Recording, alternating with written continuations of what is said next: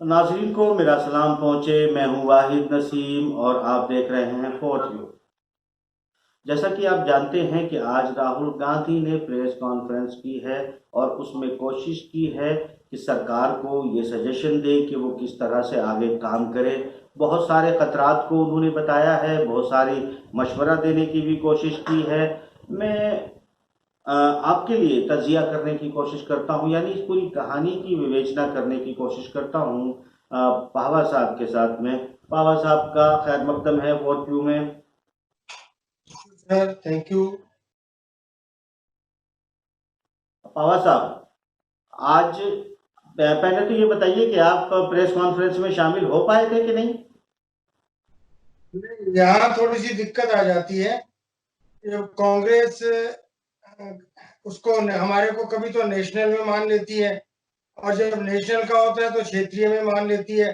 क्षेत्रीय में कहती है जी आप राष्ट्रीय चैनल है, राष्ट्रीय में अंतरराष्ट्रीय चैनल है। तो वो अभी तक डिसाइड नहीं हो पाया कि हमारा स्टेटस उनके यहाँ क्या है। हाँ, प्रेस रिलीज अच्छा, जरूर मतलब हमें आ जाती है। अच्छा अच्छा, हम लोगों को सिर्फ जो है वो विदेशों में ट्रम्प साहब या पुतिन साहब या फिर बशार अल असद का इंटरव्यू लेने के लिए ही वो समझते हैं शायद। देखिए, ऐसा भी हो सकता है पावा साहब, बहुत सारी मजबूरियां होती हैं इंसान की कि ऐसे इदारों से बचा जाता है जो कम से कम डीप एनालिसिस करते हो, और जो मिली भगतें होती हैं, जो जनता के साथ गेम खेले जाते हैं। आप लोगों को भी तो अपने ऊपर कंट्रोल नहीं है ना, वो सब खुलासे आप कर देते हो। अपना जमीर नहीं बेच सकते ना सर। वैसे अच्छा भी जब रमजान चल रहा है, ऐसे में भी कुफ्र कैसे कर सकते हैं। अच्छा अच्छा, ये बात है। वैसे मैं तो ये मानता हूँ, देखिए शायद आपको ज़मीर बेचने की ज़रूरत इसलिए भी ना पड़े कि देश की जनता ऐसे किसी इदारे को, ऐसे किसी न्यूज़ माध्यम को, और या ऐसे किसी एनालिसिस को सुनना पसंद नहीं करती है जो आज की तारीख में पावा साहब सच बात करे या अच्छी एनालिसिस जो कि आवाम के हित में हो, जो ज़रूरी हो कि उन्हें सुना जाए। ऐसी चीज़ों को खुद जनता पूरी तरह नकार देती है। आपको इसकी टेंशन लेने की बिल्कुल ज़रूरत नहीं है। ज़मीर आपको कभी नहीं बेचना पड़ेगा, आपके हाल पूछने भी कोई नहीं आएगा। मगर एक बात है, फकीरी में भी पत्रकारिता होती है, आप लगे रहिए। नहीं, वो कोई दिक्कत नहीं है। अगर बात करनी होगी तो राहुल गांधी से कभी भी जाके बात कर सकते हैं, नहीं लेकिन उस चैनल के बिहाफ पर जाना और चैनल हाँ, के बिहाफ पर बात करना, उन दोनों में अंतर हो जाए। सही बात है। आपको आपका मैं आपका दर्द समझ सकता हूँ कि उनको शायद उनको सम्मान के साथ जिस तरह दूसरों को बुलाया जाता है कि आप बहुत ज़्यादा जो है मैं कह चुका हूँ शायद उससे ज़्यादा हम उनकी उस पर जाते हैं, पीसी पर जाते हैं। उन वो पीसी तो हमको जो हमारी एजेंसी है उनके थ्रू हमको मिल जाती है, एजेंसी के थ्रू। तो उसकी पर्सनल हमको किसी को ज़रूरत भी नहीं है, क्योंकि बहुत ज़्यादा भाव देने की भी ज़रूरत नहीं है। अलबत्ता सच बोलने में भी कभी कोताही नहीं करनी चाहिए बाबा साहब। राहुल गांधी साहब ने जो जो बातें कही हैं, आप कितने मुतमईन हैं उनसे? उनकी बातों को समझने के लिए फिर एक बार दिमाग लगाना पड़ेगा। आपको अगर लगता है कि उन्होंने बहुत सीधे सीधे से सब कुछ कह दिया है और इतनी हाँ आसानी से कह दिया है कि वो समझ में आ गया होगा, वहां जितने हाँ। भी क्षेत्रीय पत्रकार थे, हालांकि मैं किसी की समझ के ऊपर कोई सवालिया निशान नहीं लगा रहा हूं, लेकिन जब जी। सरकार भी हमारी ऐसी है तो क्या कर सकते हैं। उन्होंने तीन मुख्य बातें कही हैं जिसपे ध्यान जी। देने वाली बात है। एक तो उन्होंने कहा है कि जो लॉकडाउन लगा है, हमें इस लॉकडाउन से धीरे से और समझदारी से निकलना है। इसमें किसी की दो राय नहीं हो सकती कि बहुत समझदारी से अगर हम नहीं निकलेंगे तो यही चक्रव्यूह हमें फंसाकर हमारी लिंचिंग कर देगा, जैसे महाभारत में अभिमन्यु की। दूसरी बात उन्होंने बार बार एक चीज कही है कि अभी तूफान आया नहीं है, अभी हालात इतने बुरे नहीं है, तूफान आने वाला है, तूफान नहीं नजर आ रहा है। नहीं, वो क्या शायद उन्होंने नजर आ नहीं, रहा है, शायद उन्होंने ये भी उस चीज को थोड़ा समझने सा की जरूरत है। उन्होंने अगर वो ऐसा भी कहते कहा हैं है, कि जहां आर्थिक तक मैं तूफान समझा नजर आ हूं। रहा है, तो वो भी खतरनाक है। और आप अगर फिर भी वो ये जैसा कि कीजिए, अमेरिका या सुनिए दूसरे सुनिए। लोग कह रहे हैं कि सेकंड वेव आएगी, थर्ड वेव आएगी, या कोई नया वायरस आएगा जैसा चाइना ने कहा है, तो वो उससे भी खतरनाक है। आप इस चीज को तो मना नहीं कर सकते। कि राजीव गांधी की मैं अपनी एक देखिए स्टडी है बीच में जब और आपको अंतरराष्ट्रीय मामलों मामलों के की लिए बोलता जानकारी हूँ आप है एक्सप्रेस और मत हुआ संबंध भी है। करिए, सुन लिया करिए, दूसरे चैनलों की आदतें छोड़ दीजिए, बुद्धिजीवियों की तरह आ जाइए। मैं ये कह रहा हूं कि उनका कहने का मतलब ये था कि वो जो वेव नहीं बल्कि जो सेकंड फेज अभी आने वाला है किस चीज का, जब हम लॉकडाउन खोलेंगे तो जो आर्थिक स्थितियां खराब होंगी लोगों की, उसको लेकर जो परेशानी होने वाली है उसे कैसे संभालेंगे। तो कुछ भी हो, आदमी चाहे कोरोना से मरे या भूखमरी से मरे, अगर मरता है तो तकलीफ दे तो है ही ना। चाहे वो सड़क पे मर जाए, ट्रकों में मर जाए, बसों में मर जाए, एक्सीडेंट में मर जाए, बीमारी में मर जाए, मौत तो मौत है। जिसके घर से जाता है उसके तो पास अगर मैं ये पावा साहब, मैं अगर ये इल्जाम लगाऊं कि राहुल गांधी उसी लेवल पर जनता को बेवकूफ बना रहे हैं जिस लेवल पर तमाम दुनिया के लोग बेवकूफ बनाने में लगे हैं, अगर वो इतने ही बड़े हमदर्द थे इस देश के, इस देश की जनता के, तो उन्होंने ये डीप एनालिसिस करके क्यों आवाम के सामने नहीं रखा कि आप लॉकडाउन खोलेंगे तो अर्थव्यवस्था को कैसे चालू कर सकते हैं। उन्होंने कहा कि जनता की पैसे जेब में आप पैसे डाल दीजिए, आप पैसे डाल दीजिए जनता की जेब में तो अर्थव्यवस्था चल जाएगी, सीधे जनता की जेब में डाल दीजिए। मैं समझता हूं कि अर्थव्यवस्था के साथ ये एक एक मजाक है और एक ऐसा लगता है मुझे कोई कुछ कुछ अनट्रेंड लोग जो किसी ने कान में फूंक मार दी उसको अफसाना लेके वो चूरन की पुड़िया लेके चले आए, खुद भी खा ली जनता को भी खिला रहे हैं। एक पुरानी कहावत है कि शेरनी का दूध सोने के प्याले में ही रखा जाता है। तो आपको क्या लगता है कि जिस स्तर के या जिन लोगों को पत्रकार समझ के वहां बुलाया गया था या बात की गई थी, उनको समझ में आ जाती वो क्या कहना चाह रहे हैं, ये क्या कह रहे हैं? नहीं तो राहुल गांधी को समझ में आया कि वो क्या कहना चाह रहे हैं। सरकार को ही समझ में नहीं आ रही सर। नहीं नहीं, सरकार तो बेचारी है ही ऐसी, सरकार से मुझे कोई इसलिए शिकायत नहीं है, सरकार की जो अकल का दायरा है वो मुझे पता है, वो उस पर इसलिए ज्यादा शिकायत करने की जरूरत नहीं है। मगर जो अकल देने के लिए आए उनमें कितनी अकल है, उन्होंने क्या बताया कि आप जनता की जेब में डायरेक्ट पैसे डाल दीजिए, कैश डाल दीजिए तो आपकी अर्थव्यवस्था चल जाएगी। नहीं जाएगी तो कम से कम भूखा तो नहीं मरेगा। अगर आज कनाडा में, इंग्लैंड में, ऑस्ट्रेलिया में, अमेरिका में यही सब काम हो रहा है तो वो या तो वो बेवकूफ है। नहीं, ये अगर ऑस्ट्रेलिया, सुनिए सुनिए सुनिए बाबा साहब, आप कह रहे हैं ऑस्ट्रेलिया में, कनाडा में या दूसरी जगहों पे जो काम हो रहा है, अमूमन जब वहां की देश की जनता को उनका एक कमिटमेंट है कि इतने पैसे आपको मिलेंगे ही मिलेंगे बेरोजगारी भत्ते के रूप में, तो वो वहां पर कोई नया काम नहीं हो रहा है, वहां सदियों से यही काम हो रहा है। भारत में किसी को बेरोजगारी भत्ता यानी कि आपके पास रोजगार नहीं है तो रोजगार गारंटी के तौर पर आपको भत्ता दिया जाए, ऐसा प्रावधान ना भारत में था ना अभी होने जा रहा है। लेकिन सर प्रावधान तो यहाँ ऐसा भी नहीं था कि आपको भूखों मार दिया जाएगा। प्रावधान तो ऐसा भी नहीं था कि आप सड़क पर मर जाएंगे तो सरकार आपकी तरफ देखेगी भी नहीं। हाँ साहब, नाजरीन के लिए देखिए, शिकवा गिले शिकवे की बात नहीं, देश बड़ी मुसीबत में फंसा है। राहुल गांधी जी ने भी कहा है कि देश बहुत मुश्किल में है और इससे निकलना बहुत जरूरी है और बहुत सूझबूझ के साथ है। तो राहुल गांधी साहब तो सूझबूझ बता नहीं पाए, आप बता दीजिए राहुल गांधी के बिहेव पे कि क्या सूझबूझ से ये कैसा मॉडल हो जिससे निकला जाए। नहीं, उससे बेहतर तो ये है कि मैं आप ही से पूछूं कि आपको क्या लगता है कि इस चक्रव्यूह से कैसे निकलना चाहिए। ठीक है, मैं इस चुनौती को कबूल करता हूं आपकी, और नाजरीन से मुखातिब होते हुए, हालांकि वो शिकायत करेंगे मुझसे मगर फिर भी मैं, वो कहेंगे कि बाबा साहब को आप जो है वक्त नहीं देते और ज्यादा लेते हैं, पर बाबा साहब आप अपने नाजरीन को समझाइए, मैं थोड़ा सा वक्त इसमें ज्यादा लूंगा क्योंकि आपका सवाल ऐसा है कि इस वक्त जरूरत है देश को ये समझाने की, या सरकार समझे न समझे, कम से कम देश के नाजरीन को ये समझ में आना चाहिए कि बहरहाल ऐसी इकोनॉमी जो लॉकडाउन हो जाए और भारत जैसा देश उससे कैसे निकल सकता है, जो मैं समझ पा रहा हूं उसे बताने की कोशिश करूंगा, इतिहास की कुछ कड़ियों को जोड़ूंगा। आप भी सुनिए नाजरीन, आप भी सुनिए। देखिए एक बात, ये बिल्कुल वैसा है जैसा कि कभी पुराने जमाने में कहत अकाल जिसे कहते हैं, भयानक अकाल पड़ जाते थे, खाने को कुछ नहीं बचता था, रोजगार खत्म हो जाते थे। ऐसी स्थितियों में फिर वापस देश उठ खड़े होते थे और फिर लोग आपस में एक दूसरे का कोऑपरेशन करते थे, मगर उस वक्त के राजा महाराजा एक दूसरे राजाओं से भी मदद लेते थे, गल्ला भी लेते थे और चीजों को आगे लेके चलते थे। एक चीज मगर यहाँ वो मैं इतिहास बहुत ज्यादा नहीं बताऊंगा, रेफरेंस देना क्यों जरूरी है और रेफरेंस देने के बाद इससे निकलने के लिए क्या अर्थव्यवस्था में क्या समझता हूं उसके आधार पर बताना जरूरी है।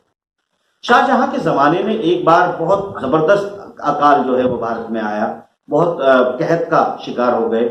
चूंकि सूझबूझ का बादशाह था, वो समझता था कि जब तक लोगों को हम रोजगार नहीं देंगे, यानी जब तक हम काम नहीं देंगे, जब तक डेवलपमेंट की कोई कीमत नहीं होगी, यानी जब तक हम प्रोडक्शन नहीं करेंगे, जब तक उत्पादन नहीं करेंगे, कंस्ट्रक्ट नहीं करेंगे, तब तक उसके बदले दिए गए कागज के टुकड़े सिर्फ कागज के टुकड़े होंगे। क्योंकि उनके बदले अगर माल देश के पास नहीं है तो आपके देश की स्थिति और खराब हो जाएगी। लोग उन कागज के टुकड़ों के बदले आप बोरी भर के लेके जाओगे और 2 रोटी लेके आओगे। ये एक ऐसी एडवाइजरी है जिसे कह रहे हैं कि आप लोगों की जेब में पैसे डाल दीजिए, काम किसी को मिले ना मिले। अरे जब लोगों की जेब में पैसे भर भर के डाल दोगे आप, तो जो वो उत्पादन ही नहीं करेंगे उन कागज के टुकड़ों के बदले में आएगा क्या? तो ये एक मुझे लगता है कि किसी ने कान में या कटोरी में सोने की रख के दे दिया आइडिया, उन्होंने आके पीसी में बोल दिया, इतनी बेचारे को अकल थी, इतना ही उन्होंने कह दिया। अब आप मैं यहाँ पर बात कहना चाहता हूं कि शाहजहां ने क्या किया था उस वक्त, उसके बाद आपको क्या करने की जरूरत है इस पर भी बताऊंगा। शाहजहां ने उस वक्त ये किया कि हर दूसरे तीसरे बड़े शहर के अंदर मस्जिदों का जो मुसाफिर खानों का निर्माण शुरू करवाया, इमारतों का निर्माण शुरू करवा दिया ताकि वहां के तमाम लोगों को रोजगार मिले। देश के पास इमारतें हो जाएं, कंस्ट्रक्शन हो जाए, जिसमें आपको ताजमहल, लाल किला और हर शहर में आपको 1-2 मस्जिद मिल जाएगी, कोई बारात घर मिल जाएगा, कोई वो इमारत मिल जाएगी शाहजहां की बनवाई हुई। वो जमाना था जब उसके बदले सरकार गल्ले का इंतजाम करके मजदूरों तक पहुंचाती थी, लेबर तक पहुंचाती थी और उनके पास काम करने के बदले देश के पास संपत्ति होती थी। न देश की करेंसी को ट्रांसपेरेंसी में कोई नुकसान हुआ, न लोग परेशान हुए, आसानी से उस कहत से निकलकर रोजगार की तरफ आ गए। और यहां तक कि जो लाहौर की, पावर साहब शायद आप जानते हैं, जो लाहौर की नहर है 98 किलोमीटर, वो नहर भी शाहजहां ने उसी वक्त बनवाई थी जब कहत का शिकार हो गई थी दुनिया, हिंदुस्तान कम से कम। उसे निकालने के लिए, पानी के लिए, सिंचाई के लिए, किसानों के लिए बड़ी बड़ी नहरें बनवा दी। उन नहरों में लोगों को काम करने के बदले अनाज मिला, फिर उससे जो पानी चला फिर से खेत पनपे। उस साउथ इंडिया के अंदर कहत के उस टाइम में जंगल कटान दे दिया, जंगल कटान के लिए लोगों को अनाज दिया गया, मजदूरी के पैसे दिए गए और फिर उस जमीन को खेती लायक बनाने का काम दिया गया। तो अर्थव्यवस्था पटरी पे आ गई। एक स्वर्ण हिंदुस्तान उसके बाद रहा जिसकी हम तारीफें भी करते हैं। दुनिया उस अर्थव्यवस्था का जिक्र करती है। हम भारत वापस आ जाते हैं, इस युग में आ जाते हैं। मैंने जिसका नाम लिया शायद उस पर 2-4 लोग मुझे गाली भी देते, अकल ही इतनी है उनका बुरा क्या माने। अब बात यहां पर यह कहना चाहूंगा कि अगरचे हम लोगों के कागज के टुकड़े दे देते हैं, उत्पादन नहीं होता है, तो इन कागज के टुकड़ों की कोई वैल्यू नहीं है। अगरचे आप इस लॉकडाउन के जरिए सुचारू अर्थव्यवस्था में निकलना चाहते हैं, तो आप ये समझिएगा कि तमाम बड़े शहरों से लोग गांव की तरफ चले गए हैं। यहां पर लोग हैं कितने, पहले पूरे स्ट्रक्चर को समझ लीजिए। यहां पर मात्र 2,15,00,000 लोग सरकारी नौकरी में हैं जिन्हें सरकार तनख्वाह देती है। देश कितने लोगों का है? 130 करोड़ लोगों का है। 12 करोड़ लोग जो है वो किसान हैं, लगभग 12 करोड़ लोग किसान हैं, उनका परिवार उनके साथ जुड़ा हुआ है। 12 करोड़ किसानों के साथ में उनका परिवार जुड़ा हुआ है। अब भी अगर ये हम 22 करोड़ 23 करोड़ लोगों को निकाल देते हैं तो अब ये देश काफी 100 करोड़ से ज्यादा अब लोग भी बचते हैं। इसके बाद आप सिर्फ जो कहते थे कृषि पर आ जाएंगे, चलिए उस पर भी आएंगे, बात करेंगे। यहां सबसे बड़ी बात कि 40 करोड़ लोग मजदूर हैं इस देश में। सबसे बड़ी तादाद, सबसे बड़ी जनसंख्या किसकी है? 40 करोड़ लोग मजदूर की, जो मजदूरी करता है। आप क्या 40 करोड़ से 60 करोड़ लोगों को सिर्फ खेती पर काम करने के लिए दे दोगे? गांव में सिर्फ खेती से वो विकास कर लेंगे? या फिर आप इतने पैसे जब उनको, ये तो डायरेक्ट पैसे दे दोगे तो काम जमीन पे कुछ होगा नहीं, कागज के बदले में वो क्या लेंगे?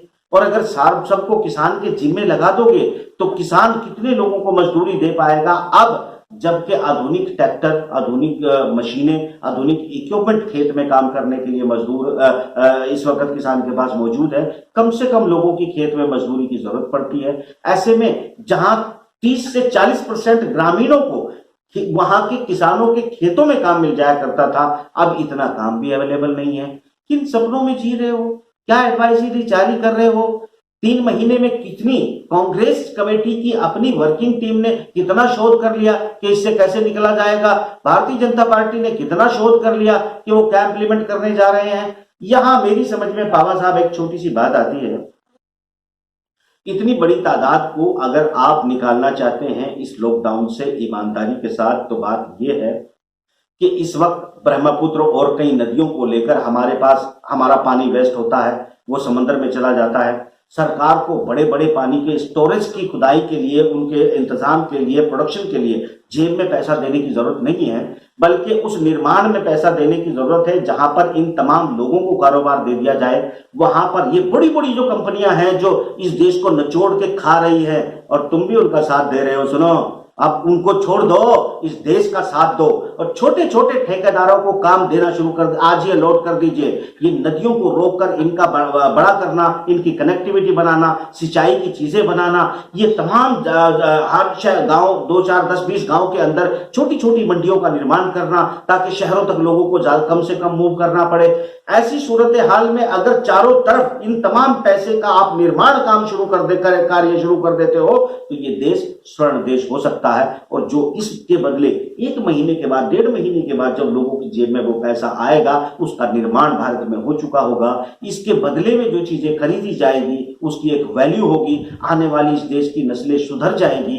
आप जो सड़कें हैं उनके निर्माण की बात करिए, गांव को मंडियों से कनेक्ट करने के लिए रास्तों की बात करिए, आप जगह जगह जो वाटर स्टोरेज है या सिंचाई के जो इस वक्त किसी तरह के नए नए फार्मूले निकालकर आप सिंचाई करने का प्रावधान करिए, किसानों के खेतों तक पहुंचाइए। इन सब को छोटे छोटे बड़े बड़े, जो मैं कहता हूं कि कोल माइनिंग है, जो इस्पात माइनिंग, मैं बात कर रहा हूं बाबू साहब, ये जितनी माइनिंग सेक्टर है उन तमाम में से बड़ी कंपनियों को छोड़ दीजिए और छोटे छोटे लाखों करोड़ों लोगों को काम दे दीजिए, तो इस देश की अर्थव्यवस्था तुरंत शुरू हो जाएगी, सबके हाथ में काम आ जाएगा, देश आसानी से लॉकडाउन से निकलना शुरू होगा। यहां ये तो हुई एक प्लान चेकआउट की बात। आप कहें कि लोगों की जेब में पैसा ठूंस दोगे, तो यकीन मानना अगर आपने ये गलती की तो ये भी समझ लीजिएगा कि इस देश में खाने को कुछ नहीं होगा। उसकी वजह बता दूंगा, बाबा साहब के साथ चलता हूं, नाज़रीन आपके बात करने के बाद उनको काफी गुस्सा आ गया होगा, मगर एक सवाल उनसे पूछना चाहूंगा कि जो ये अर्थव्यवस्था इस दिन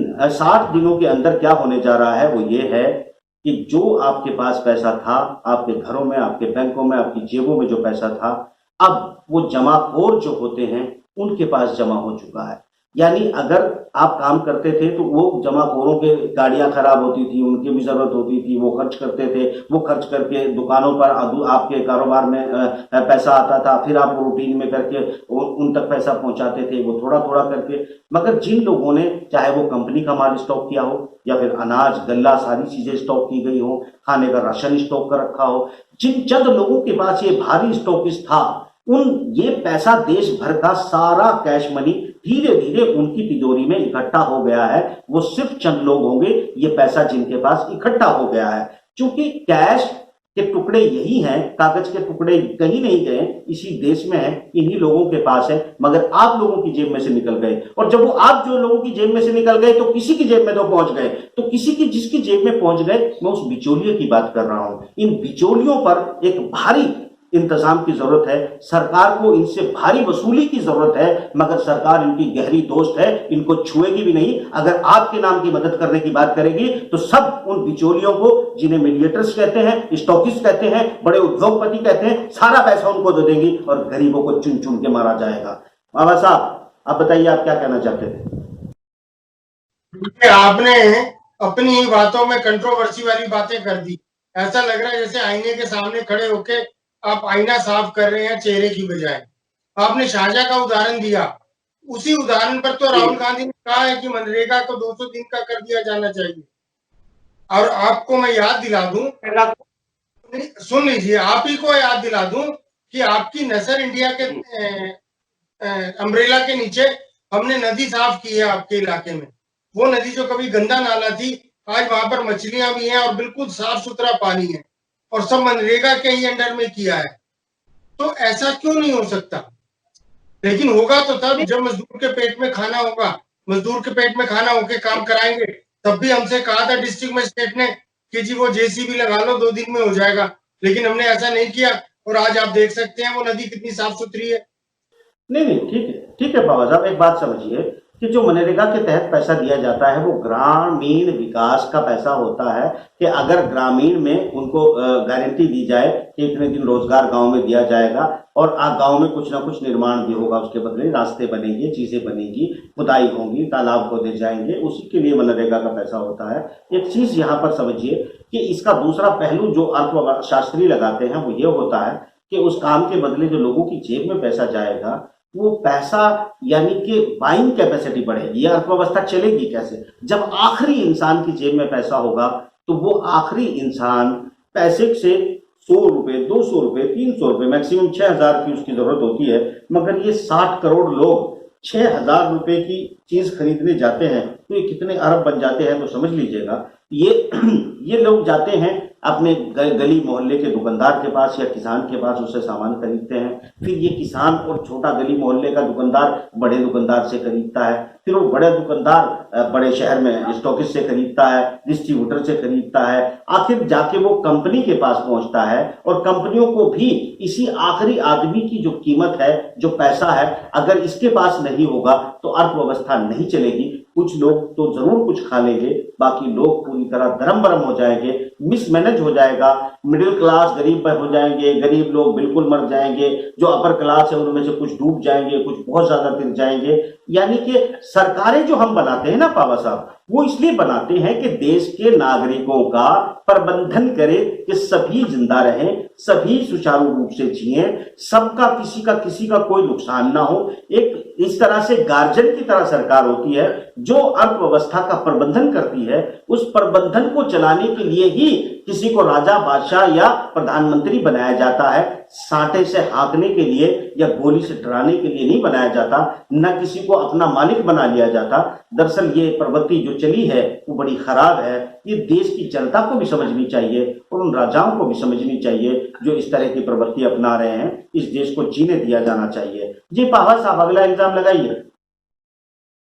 हाँ, उसी प्रबंधन के लिए तो राहुल गांधी ने ये बात बोली है कि जो डेडलॉक लग गया है इकोनॉमी में, उस डेडलॉक को जैसे 15 दिन से अगर आपका स्कूटर खड़ा है वो स्टार्ट नहीं हो रहा है, तो उसका तरीका ये है कि उसके कार्बोरेटर में थोड़ा सा पेट्रोल डाल दो, जिससे वो एक बार स्टार्ट होगा, इंजन चल पड़ेगा। लेकिन आज जो डेडलॉक लग गया है, आज मजदूर के घर में रोटी नहीं है, वो पहले वो भूखे पेट कैसे काम पे आएगा हमारे पास? कम से कम उसको 2 महीने की, पिछले 2 महीने में से 1 महीने की रोटी तो दो। जब उसका पेट भरा होगा वो आगे के लिए काम पे आएगा। और मनरेगा में भी हम काम करा के कुछ मैनिपुलेट कर रहे हैं। 2 महीने में से 1 महीने की रोटी देने से सरकार 1 महीने की रोटी दे रही है, राशन पहुंचा रही है। झूठे इल्जाम में बिल्कुल नहीं लगाता। इस तरह के प्रबंधन किए जा रहे हैं। सरकार वादा कर रही है कि लोगों को खाने के लिए दिया जाएगा, पैकेज के लिए दिया जाएगा, ये सब बातें तो सरकार कर रही है। मगर लॉकडाउन के बाद बेसिकली क्या होगा, क्योंकि हम दुनिया में सेल्फ डिपेंड बनना चाहते हैं। हम हमारे प्रधानमंत्री का आह्वान है कि हमें खुद अपने ऊपर निर्भर होना है। ऐसे निर्भर होने पे हम दुनिया से उम्मीद नहीं लगा सकते। यानी एक चीज यहाँ पर कि छोटे कुटीर उद्योग, लघु उद्योग के अलावा जो एक मार्केट डेवलप करने के लिए अभी फाइंड आउट करने की जो टीमों का गठन होना चाहिए था कि हैंडीक्राफ्ट या छोटे उद्योग, ग्रामीण उद्योग, वो कैसे डेवलप हो सकते हैं, और उस डेवलपमेंट के लिए मशीनें, इक्विपमेंट, लोगों की ट्रेनिंग पर पैसा खर्च करके और उनको रोटियों के फिलहाल देकर अगर कोई बात की जाती तो अलग थी। एक तरफ तो ये सरकारें क्या करती हैं, बड़ी कंपनियों के जो है अरबों खरबों रुपए उनकी अकाउंट में डाल देते हैं और गरीबों के मुंह में जो है थोड़ा सा निवाला डाल देते हैं। स्किल या आगे चलने वाली अर्थव्यवस्था का कोई प्रावधान अगर आपको नजर आए तो मुझे बताओ, सरकार के पास हो तो मुझे दिखाओ। अगर नहीं दिखाना चाहते हैं तो जयराम जी की मुझे क्या और आपको क्या। यहाँ पावा साहब को जरूर है। पावा साहब बताइए, आपको क्या जो है इसमें विजन क्या था? इसमें सिर्फ सिवाय ताना मारने के, टोंट मारने के कि ये कर लो वो कर लो, आपके पास डॉक्यूमेंट क्या है? मैंने कल भी आपसे कहा था कि आत्मनिर्भरता वाली बात मुझे समझ में नहीं आती। वो इसलिए भी नहीं आती कि मैंने अफगानिस्तान के और पख्तूनख्वा में देखा है आत्मनिर्भर, वो इतने आत्मनिर्भर हैं कि अपने लिए क्लाशनिकोव और राइफल भी खुद बना लेते हैं, रॉकेट लॉन्चर भी खुद बना लेते हैं, खुद ही बकरा पालते हैं, शाम को उसको ज़िबा करके उसकी बिरयानी भी पका लेते हैं। तो ऐसी आत्मनिर्भरता हमें नहीं चाहिए सर। ये ऐसी आत्मनिर्भरता मोदी जी को मुबारक हो, बहुत बहुत धन्यवाद। अच्छा, जहां तक बात है दुनिया जाती है आज आगे जिनके आप पख्तूनख्वा की बात कर रहे हो, उन पर फिर पूरी दुनिया घेर लेती है उनको, उनके क्लाशनिकोव को, और फिर पूरी दुनिया उन पर जो है 20 साल तक लगातार बमबारी भी करती है। आत्मनिर्भर बनवा के हमारे ऊपर भी ड्रोन चलवाओगे क्या? नहीं नहीं, मैं तो आपको थोड़ा ही कह रहा हूं, मैं तो आपकी आत्मनिर्भरता की बात कर रहा हूं, मैं अपनी आत्मनिर्भरता की बात ये कर रहा हूं। हाँ, मुझे ऐसी आत्मनिर्भरता पसंद नहीं है। अच्छा, दूसरी बात आपने कहा कुटीर उद्योग का। आप मुझे बताएं कि आज अगर हमारा कारीगर कंगन बना के बैठ जाता है, लकड़ी के खिलौने बना के बैठ जाता है, या लोहार कोई और शो पीस बना के बैठ जाता है, तो मैं पहले वो शो पीस खरीदने जाऊंगा या पहले अपने लिए अनाज लेने जाऊंगा, अपने लिए दान लेने जाऊंगा?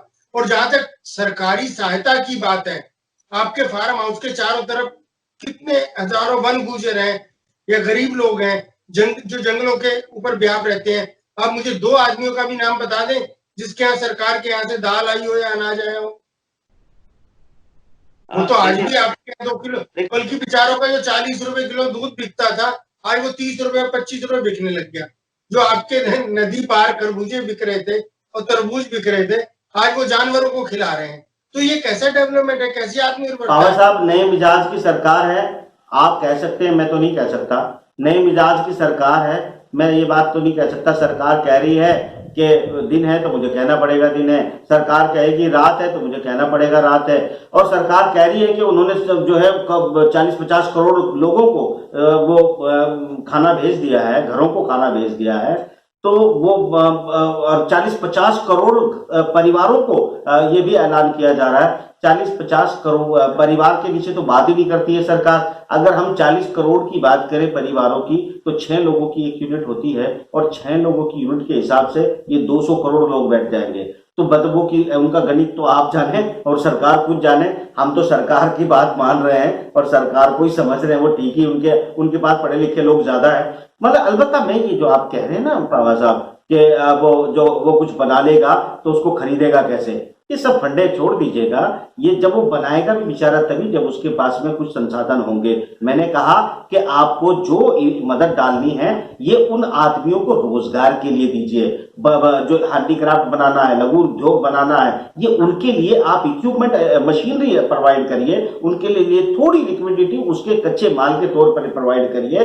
यहाँ पर जो मैं जिन तालाबों की, सड़कों की निर्माण की बात कर रहा हूं, शाहजहां का एग्जाम्पल दे रहा हूं, उस दौर में जब दुनिया बर्बाद हो रही थी उन्होंने नहर निकाल डाली। इस तरह की डेवलपमेंट की स्कीम की बात करिए। बड़े जितने भी ठेकेदार हैं, जितनी भी कंपनी कॉन्ट्रैक्टर हैं, अभी देश हित में उन सब के कॉन्ट्रैक्ट रिजेक्ट कर दीजिए और करोड़ों छोटे छोटे ठेकेदारों को काम दे के दिखाए ये सरकार, तो मानो कि देश की जनता की है, वरना तो मैं मानूंगा कि ये चंद ठेकेदारों की है। उन चंद ठेकेदारों के लिए तुम्हारी खाल बेच देंगे, उनको तुम्हारे मजदूर बनाएंगे, गलत सलत स्कीमें बनाएंगे और तुम्हारी हड्डियों को उन कंपनियों के हाथों बेचा जाएगा। नहीं तो ये सरकार साबित करके दिखाए कि इन तमाम बड़ी कंपनियों के कॉन्ट्रैक्ट जो है कैंसिल करके देश हित में इस देश के नागरिकों को करोड़ों ठेकेदारों को दे, जो ठेकेदार छोटी लेबर को देंगे, फिर छोटे लेबर को जाएगा, देश चालू हो जाएगा। अगर हिम्मत है तो करके दिखाए, वरना नोटंकी बंद करे। आप बताइए बाबा साहब, आप क्या कहते हैं?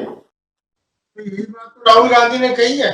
उसने क्या कहा है? मैं तो सीधी सीधी व्यवहारिक बात कर रहा हूं और आपको वो बता रहा हूं जो आपके सामने है, जिसको आप झुटला नहीं सकते। हमने नदी बनाई, हमने नदी साफ की, एक नए पैसे का भ्रष्टाचार नहीं किया।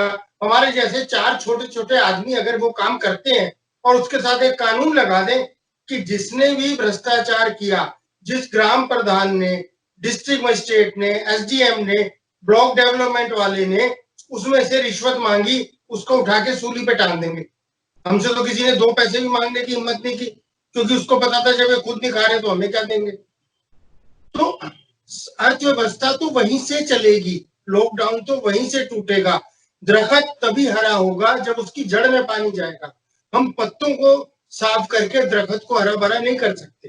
राहुल गांधी वही कहना चाह रहे थे और हमारी सरकार वही सुनना नहीं चाह रही थी।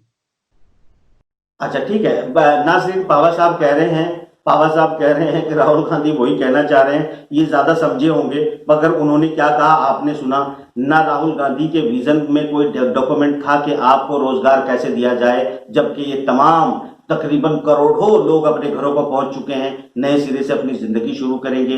खेतों के पास मैंने बताया 40 करोड़ लोगों के पास में कोई रोजगार नहीं होगा, ऐसे में कैसे उनको रोजगार दिया जाएगा? रोजगार सरकार निर्माण करने के लिए या नहरें या नदियां या फिर इरिगेशन सिस्टम, सिंचाई सिस्टम, उस तरह के जो परमानेंट डेवलपमेंट 2 महीने के अंदर रिटर्न बैक देना शुरू कर देंगे, इस तरह के कोई प्रोजेक्ट का विजन डॉक्यूमेंट पेश नहीं किया गया है। सीधे कैश जेब में डालने की बात करती है सरकार। भी कहती है 100 रुपए ठेली वालों को दे देंगे, 10,000 उनको कर्जा दे देंगे, 5,000 उनका ये मामला कर देंगे।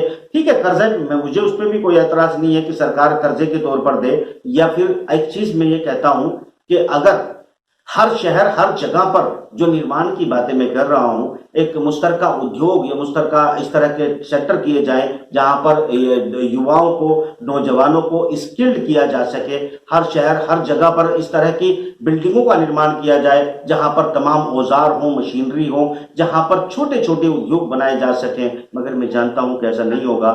मैं जानता हूं कि सिर्फ बड़े उद्योगपतियों के लिए राहें हमवार की जाएंगी, आपके मुंह में एक चूरन का टुकड़ा डाला जाएगा और मोटा पैकेज बड़े उद्योगपतियों को जो विदेशियों के साथ कनेक्ट हैं, उन पार्टनर हैं, जिनके लिए आपको बलि का बकरा बनाया जा रहा है, उनके लिए सब कुछ होगा, आपके लिए कुछ नहीं होगा। पावा साहब, आपके नाजरीन को फिर से गुस्सा दिलाते हुए आपको यही विराम देता हूं और इस प्रोग्राम को अभी यही खत्म करते हैं। अगले प्रोग्राम में फिर मिलते हैं एक मुद्दे के साथ। इस अर्थव्यवस्था में बहुत सारी बातें रह गई हैं, किसी और को अर्थव्यवस्थाएं समझानी थी, वो भी रह गई है, मगर कोशिश करूंगा कि अगले प्रोग्राम में पावा साहब के साथ फिर लड़ते हुए आपको कुछ समझाया जाए। तब तक के लिए इजाजत, खुदा हाफिज।